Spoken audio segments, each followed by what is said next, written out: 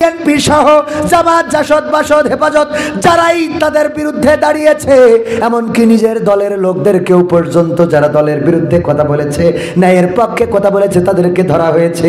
হাতে হাত করা, পায়ে ডান্ডা বেড়ি, জেলখানা, আয়না ঘর অথবা ক্রস ফায়ার বন্দুক যুদ্ধ করে দুনিয়া থেকে বিদায় করে দেওয়া হয়েছে। এরপরেও আমার নেত্রী ভারত থেকে বলে, আমাদের অপরাধ কি? বলে না, বলে না? আমাদের বঙ্গভবন, গণভবন দখল করে নিল, আমাদের অপরাধ কি? অপরাধ খুঁজে পায় না। এই সাতক্ষীরার মাটি বুলডোজার দিয়ে মানুষের বাড়িগুলো ভাঙা হয়েছে, ঠিক না বেঠিক? আল্লাহ ছাড় দেন কিন্তু ছেড়ে দেন না। আল্লাহ রাব্বুল আলামিন হিসাব নিতে কার্পণ্য করেন না। আল্লাহর খাতায় যেটা লেখা থাকে, যদি কেউ জুলুমের শিকার হয়, যদি চুপ থাকে, তাইলে মনে করেন না লোকটা প্রতিবাদ করার সক্ষমতা নাই, সাহস, প্রতিবাদ করার সক্ষম না, অথবা সাহস নাই, এটা মনে করার দরকার নাই। যেই লোকটা চুপ থাকলো, সে চুপ রইল না, সে বরং তার কষ্টটা আল্লাহর কাছে অভিযোগ দিয়ে দিল যে পৃথিবীর সব বিচারকের থেকে বড় বিচারক, ঠিক না বেঠে? কারণ আপনি অন্যায় ভাবে নাকি একটা ঘুষি দিলেন, একটা থাপ্পড় দিলেন, কাউকে মারলেন, ধরলেন, কাটলেন, সে প্রতিবাদ করলো না মানে মনে করলেন তার প্রতিবাদ করার শক্তি নাই। সে এই পৃথিবীর চেয়ে সবচেয়ে যার বেশি শক্তি, সেই শক্তির কাছে বিচারটা দিয়ে দিল। আজ হোক কাল হোক, যারা একসময় অন্য মানুষদের বাড়িগুলো বুলডোজার দিয়ে ভেঙেছে, আল্লাহ রাব্বুল আলামিন সেই ধানমন্ডির 32 নম্বরের বাড়িটা বুলডোজার দিয়ে উড়িয়ে দিয়েছে, বলেন ঠিক কিনা? যেই বাড়িতে বঙ্গবন্ধুর স্মৃতি, যেই বাড়িতে শেখ জামাল, শেখ রাসেল, শেখ হাসিনা, শেখ রেহানা, শেখ কামাল, শেখ জামাল, শেখ ফজিলাতুন্নেসা, কত মানুষের পরিবারের, বঙ্গবন্ধুর পরিবারের কত স্মৃতি, সেই স্মৃতি বিজড়িত বাড়িটা ভেঙে চুরমার করে দিল। আর আমার আওয়ামী লীগের ভাইয়েরা এতদিন বলল খেলা হবে, খেলা হবে, অথচ বাড়িটা ভাঙার সময়ও কেউ বের হলো না, ইঁদুরের গর্ত থেকে বের হলো না। আবার এখন বলে ভয়ঙ্কর রূপে ফিরে আসবো। কথা কয় না? কি রূপে? ভয়ঙ্কর রূপে। আবার আমাদের ভয়ও দেখায়, চার দোকানে বসে পিড়িটা না, তোকে বড় বড় নেতারা সংসদ ধরি চলে গেল বিদেশে, তুই পিড়িটি নিয়ে গ্রামেতে পাওয়ার দেখাইস, তো তো লজ্জা হওয়া উচিত। কথা কয় না? এটা তো ন্যূনতম লজ্জা থাকার দরকার আছে না নাই? আপনাদের এখানে বাড়ি ছিল আমাদের মাহমুদুল হাসান জিহাদি, মনে আছে না? আমাদের আঙ্কেল, আমার আব্বার দক্ষিণবঙ্গে পরিচিত করিয়েছিলেন। তো মাহমুদুল হাসান জিহাদি রাহিমাহুল্লাহ, উনি একটা আলোচনা করতেন যে একবার মাহফিল করে ফিরতেছে, তখন তো মোটর সাইকেলে যেত ওয়াজ করতে, তখন 80 গাড়ি, অনেক দামি গাড়ি ছিল। তো মোটর সাইকেলে ওয়াজ করতে যেয়ে দেখে একজন মোড়ের মাথায় টয়লেট করতেছে খোলা জায়গায়। মাহমুদুল হাসান জিহাদির ওয়াজ থেকে শোনা, উনি তার লজ্জা দেওয়ার জন্য হেডলাইট ঘুরাই ধরেছে, যেন লজ্জায় ও আর এই কাজ না করে, এই কাজ যেন না করে। তো হেডলাইট যাই ঘুরাই ধরেছে, ও এত লজ্জা পেয়েছে লুঙ্গি তুলে মুখ ঢেকে চুপচাপ বসে রয়েছে। মানে নিচের তো যা হয় হোক, যেন উপর না দেখা যায়। এদের অবস্থা হইল, শেখ হাসিনা থেকে শুরু করে সংসদের বাঘা বাঘা নেতা যারা বললো খেলা হবে, পালাবো না, মৈত্রী দেবো ভেসে যাবে, 10 মিনিটই ক্লিয়ার, কত ডায়ালগ, আসো খেলবো, এই সব ডায়ালগ বলা লোকগুলো গোটা গোষ্ঠী শুদ্ধ পালাই গেল। আর তুই চার দোকানে বসে বলিস যে ভয়ঙ্কর রূপে ফিরে আসবো, তোর তো ওই যে লুঙ্গি তুলে মুখ ঢাকা মতো লজ্জা, ঠিক না বেঠি? একটু স্মরণ থাকলি অন্তত কিছুদিন তো চুপ থাকা দরকার, ঠিক না বেঠি?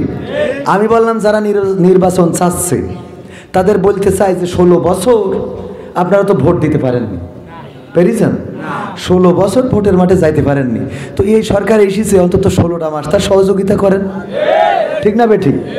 অন্তত তার তো নামানোর জন্য কত ঈদ করে ফেললেন, তো এই সরকার অন্তত বলেন যে ঈদের পরে দেখবো, সেই ঈদের পরে তো বলা যায়, কথা কয় না যে ঈদের পরে দেখা হবে, তাও বলেন, তা না এখন কয় রক্ত দেব, জীবন দেব, কিন্তু নির্বাচন হইতে দেব না, এই চেয়ারম্যান নির্বাচন হতে দেবে না। তারা কি নির্বাচন চাই? আগে জাতীয় নির্বাচন। চেয়ারম্যান নির্বাচন কেন হতে দেবে না? সূত্র জানেন কি না? সূত্র হলো এমপি যখন নমিনেশন নেয়, তখন নমিনেশন নেওয়ার জন্য উপরে মাল ঢালতে হয়। কি ঢালতে হয়? তো মনে করেন 1 কোটি মাল ঢেলে এমপি ইলেকশন করেছে এই সাতক্ষীরা সদরে, করি উনি এমপি। এখন উনি আবার চেয়ারম্যানদের কাছ থেকে মাল নিয়ে 1 কোটি ইনভেস্ট করেছে, এখান থেকে 10 কোটি ইনকাম করবে। কথা কি বোঝা গেছে? এই জন্যই তারা আগেই এই নির্বাচন চাই না। এই নির্বাচন করলে এই বিজনেসটা হবে না। বাংলাদেশের জনগণ মাথায় রাখতে হবে। আমি বিএনপির ভাইদেরকে স্পষ্ট করে বলতে চাই, আপনারা আমাদের শত্রু নন, বন্ধু। একসাথে চলেছি, একই রাজপথে, একই মিছিলে, একই সংসদে, একই জনসভায় আমরা দাঁড়িয়েছি। এই 6 মাসের মধ্যে এমন কি হলো যে আপনারা আর আমরা এক পথে আর থাকতে পারতেছি না? কথা কয় না। 16 বছর মায়ের খাওয়ার সময় ঠিকই তো এক ছিল। যেই মায়ের বেশি গেছে সেই বলছে, ওই যে অবস্থা হইলো যে ওই বাচ্চা বেলায় যখন কারোর বাড়ি যেতাম, দাওয়াত করেছে রাত্রি খেয়ে, এটা বাঁশবাগান আছে, ওই বাঁশবাগানে ঢুকেন তো ভয় করতো আসার জন্য, ভয় করে না? তো তখন বলতাম বাঁশবাগানটা একটু ভয় করে, তো একটু পার করে দাও। বাঁশবাগান পার করে দিলে বলতাম যা আমি বাড়ি যেতে পারবা না। তা তুই তো এইবার বাড়ি যেতে পারবি, ওটা তো ভালো করেই বুঝি। কথা বোঝেননি? কারণ তোর ভয় ছিল বাঁশবাগান পর্যন্ত, গোরস্থানের রাস্তাটা আছে না? তো ওই জায়গা পার হলি যে তুই একা যাইতে পারবি, ও তো বুঝি। ও পার হয়ে আবার বলতে এবার তুই চলি যা, আমি একা যাইতে পারবান। তুই যে একা কত দূর যাইতে পারিস, ওই গোরস্থানটুকু যাতিস। তো এই 16 বছর একা তো জাতি পারলে না। এখন 16 বছর পরে কি এমন সমস্যা আছে যে একা চলতে চাচ্ছে? ও গোরস্থান পার হয়ে গেছে। কথা কয় না? আরো বলবো বলেন। ওই গানের তে কমতে কমে চলে আইছি। কি হবে নামাজি রোজা ইমানদারির বড়াই করে, কোরআনের কর্মীগুলো থাকে যদি কারাগারে। মসজিদের কোণে বসে 12টা 5 বাজে, হ্যাঁ আমারটাই ভুল দেখছি। আল্লাহ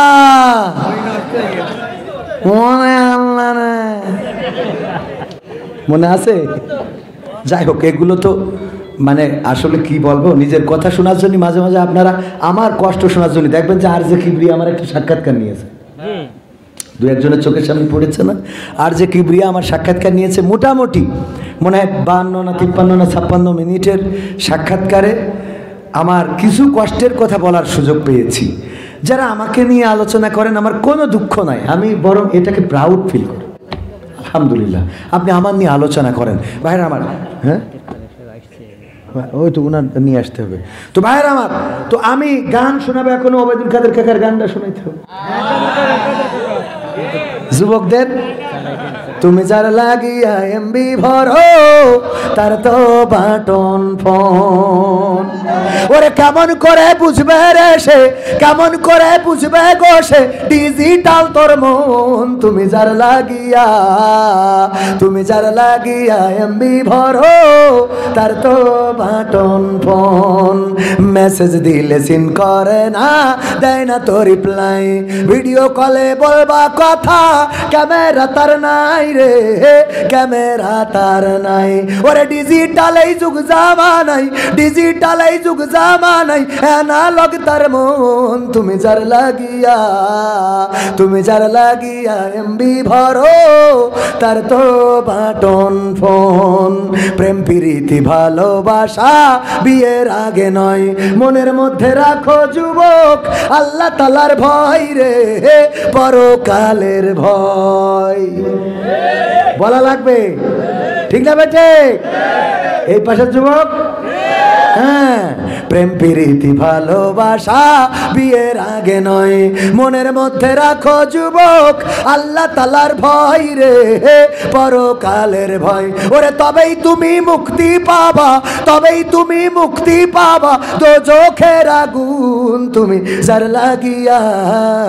তুমি যার লাগিয়া এমবি ভরো তার তো বাটন ফোন। শোনাবো কত গান আমার মনের মধ্যে।